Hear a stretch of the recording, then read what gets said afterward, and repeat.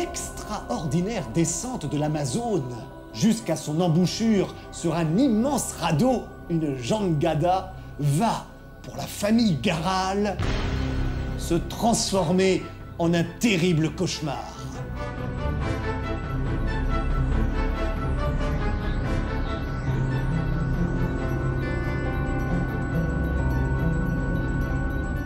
Le roman La Jangada s'ouvre étonnamment sur un bien mystérieux cryptogramme qui n'interviendra que beaucoup plus tard dans cette aventure dans laquelle Jules Verne nous entraîne à la découverte de l'un des plus extraordinaires fleuves de la planète, l'Amazone. Nous allons y suivre le voyage entrepris par la famille Garal pour descendre le fameux fleuve dans un parcours de 800 lieues depuis le Pérou jusqu'à l'océan Atlantique. La famille Garal est une honorable et riche famille établie dans une magnifique ferme située non loin du village d'Iquitos dans le Haut-Amazone.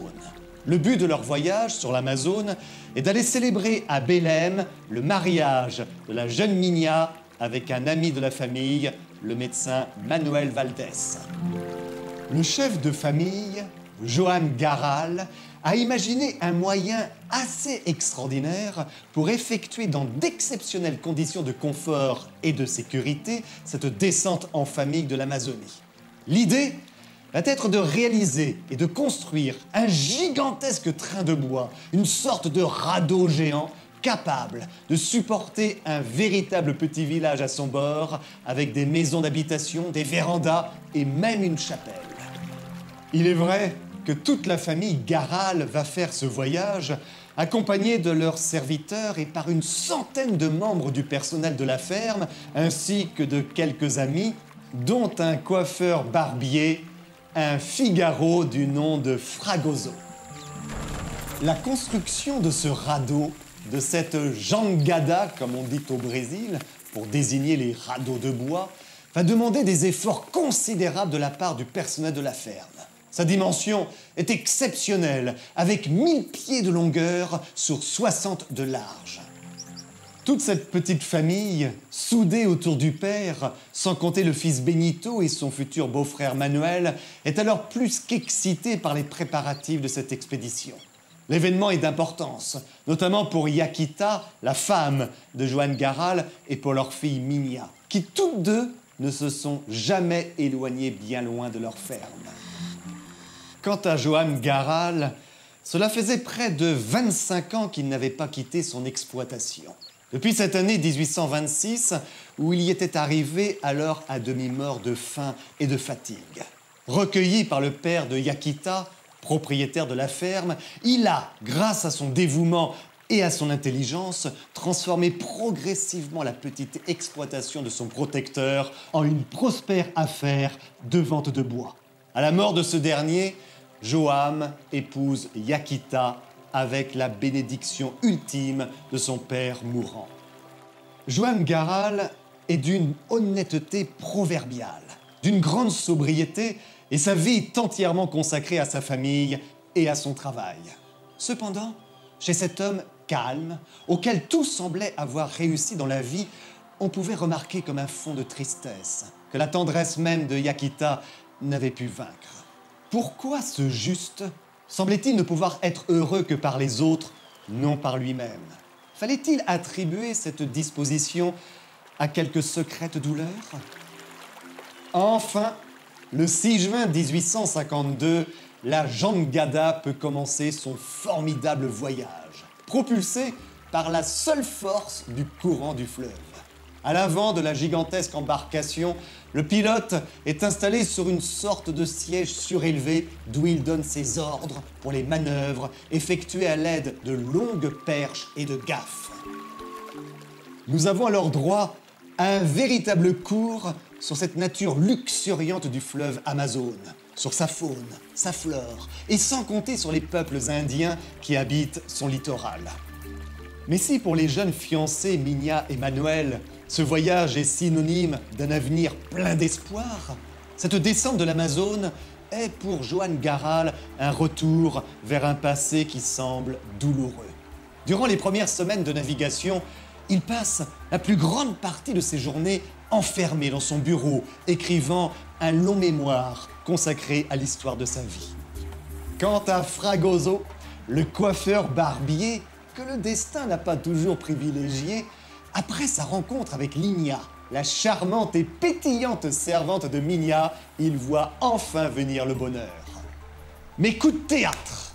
Un personnage du nom de Torres, qui s'était fait embarquer à bord de la jangada, connaît le secret de Joan Garral et lui fait un chantage.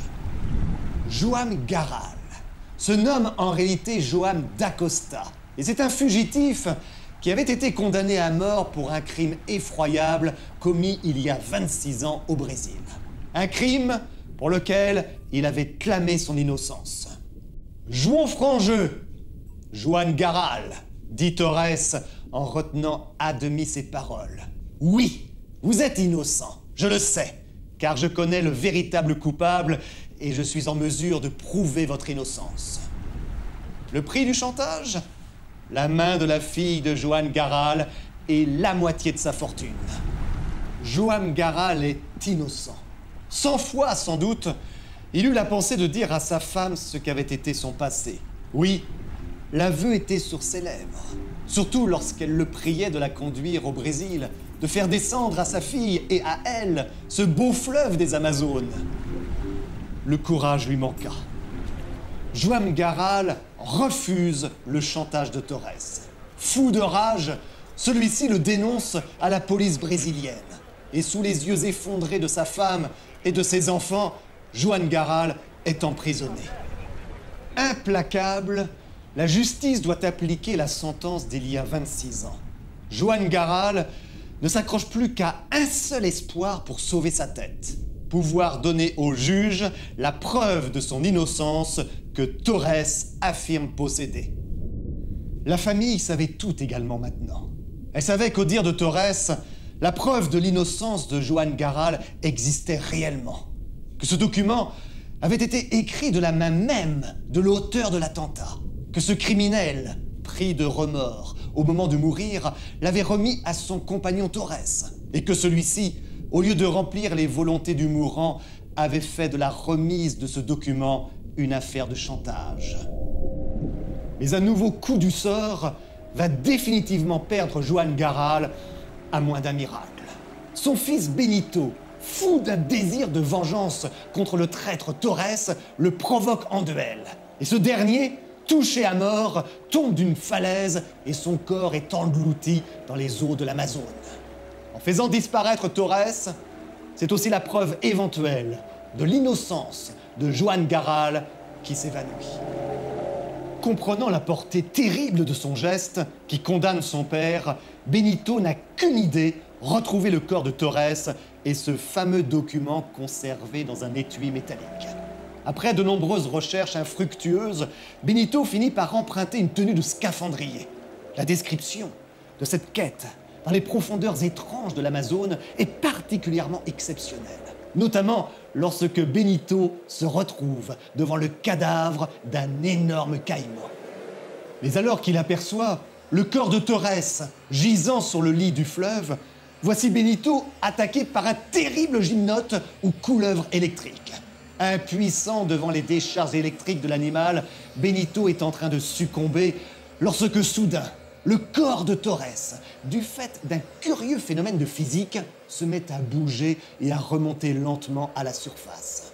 Alors que le cadavre apparaît à la surface des eaux, Benito est hissé au plus vite par ses compagnons qui le sauvent in extremis de la mort.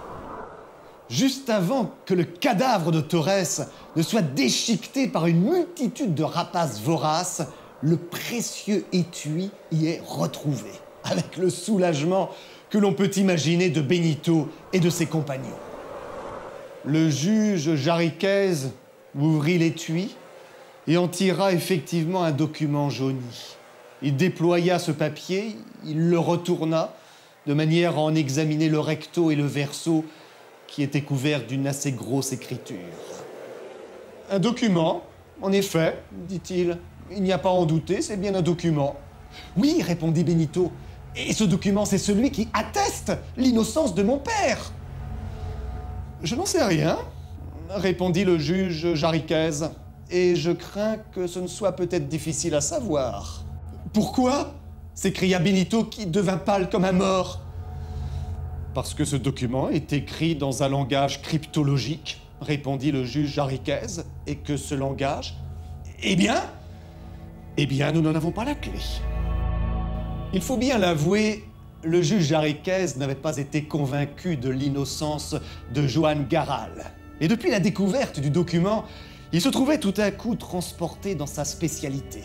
Lui, l'amateur de jeux d'échecs, ce chercheur de combinaisons numériques, le résolveur de problèmes amusants, le déchiffreur de charades ou de rébus. Or, à la pensée que ce document renfermait peut-être la justification de l'innocence de Juan Garral, il sentit se réveiller tous ses instincts d'analyste. Voilà donc qu'il avait devant les yeux un cryptogramme.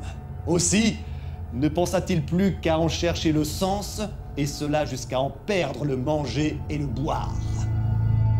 Jules Verne consacre avec un évident bonheur 8 chapitres aux différentes tentatives de déchiffrage du message, rendant par cette occasion un véritable hommage au célèbre romancier américain qu'il aime tant, Edgar Poe, le génie analytique, le maître des messages codés avec son roman Le Scarabée d'or, que le juge Jarriquez cite d'ailleurs plusieurs fois en référence. Le juge est totalement obsédé par ce qu'il considère comme un défi. Malgré sa ténacité et sa perspicacité, il va d'échec en échec, et le message reste toujours incompréhensible. Or, la sentence de la condamnation à mort de Juan Garral doit maintenant s'appliquer. Comment se termine le roman L'agent de Gada? Le juge Jarriquez arrivera-t-il à déchiffrer le message codé? Juan Garral échappera-t-il à ce passé qui le poursuit? Et vous serez probablement étonné, en lisant la fin de cette aventure, de découvrir le rôle joué par le coiffeur barbier Fragoso dans le dénouement de ce voyage extraordinaire.